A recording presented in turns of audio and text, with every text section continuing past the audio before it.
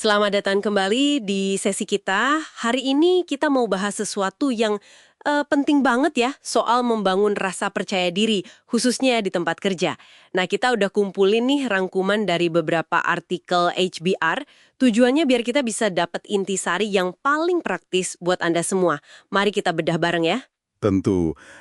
Yang perlu diingat nih, percaya diri itu bukan sesuatu yang statis ya, bukan bakat lahir gitu aja. Tapi ini sebuah skill, keterampilan yang bisa banget diasah. Sumber-sumber ini kasih kita semacam panduan lah ya, mulai dari paham diri sendiri sampai ya gimana kita interaksi di kantor. Oke, kita mulai dari dalam dulu ya berarti, fondasi internal. Ada sumber yang bilang pentingnya kesadaran diri, self-awareness gitu ya. Bukan cuma tahu plus minus kita, tapi juga paham cerita hidup kita, nilai-nilai kita. Katanya ini titik awalnya. Betul, betul. Tanpa self-awareness yang cukup, agak sulit ya bangun percaya diri yang kokoh gitu. Umpan balik, nah ini krusial banget buat lihat blind spot. Area yang kita mungkin nggak sadar. Ada contoh kasus kan, si Dev Potrak itu, dia baru ngeh persepsi orang tentang dia, gimana setelah dapat masukan jujur. Jadi ya paham kekuatan dan kelemahan itu langkah awal banget. Oke. Tapi tahu diri aja kadang nggak cukup kalau kita gampang jatuh pas kena masalah kan? Nah, disinilah masuknya ketahanan atau resilience. Kemampuan buat bangkit lagi dari gagal atau kritik. Ini katanya langsung bisa bikin PD naik. Dan ini bisa dilatih juga katanya. Iya, bisa dilatih. Dan bagian penting dari latihan ini adalah cara kita kelola reaksi pas terima umpan balik. Sumber Anda itu ada nyebut soal pemicu ya. Ada truth triggers, relationship triggers, sama identity triggers. Nah, yang identity trigger ini nih, yang sering bikin goyah. Pas kritik rasanya nyerang jati diri gitu. Wah, kalau saya dikritik gini berarti saya nggak mampu dong.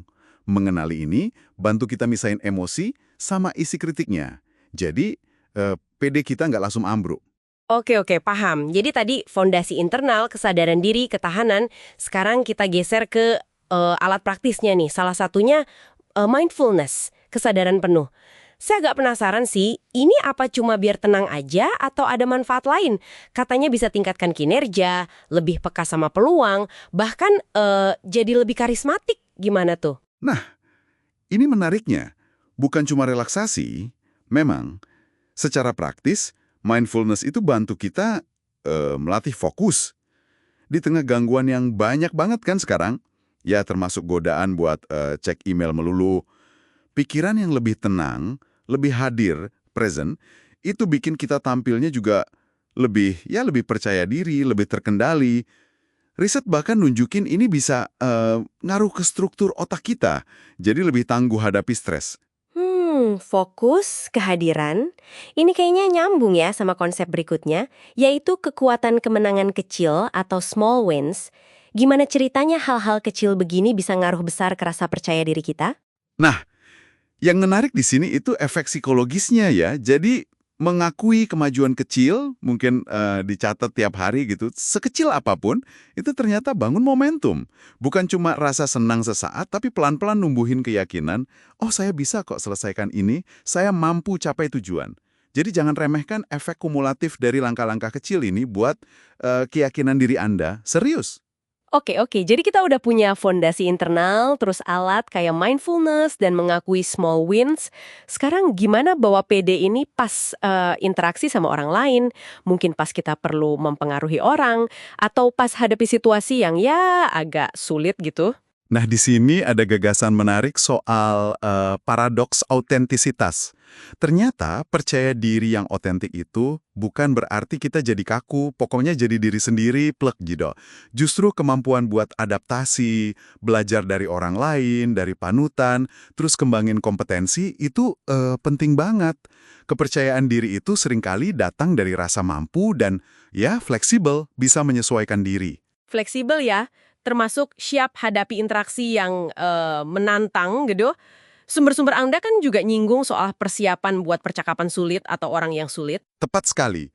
Tahu caranya, atau paling nggak punya bayangan lah, kerangka gitu, buat navigasi tantangan interpersonal ini, itu bisa ngurangin rasa cemas.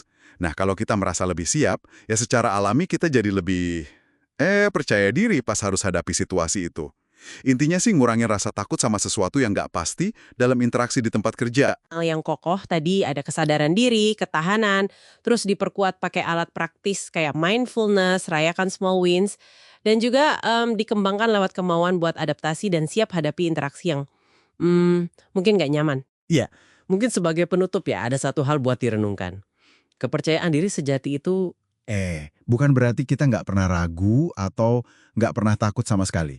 Tapi lebih ke pemahaman diri yang cukup, kemampuan kelola emosi, dan keyakinan bahwa kita punya bekal lah, internal maupun eksternal buat hadapi apapun yang datang. Termasuk pas lagi jatuh atau mundur, tahu caranya bangkit lagi gitu. Nah, pertanyaan pentingnya mungkin ini ya. Langkah paling kecil apa nih berdasarkan obrolan kita tadi yang bisa Anda coba lakukan mungkin mulai besok untuk mulai bangun atau perkuat rasa percaya diri Anda di kantor?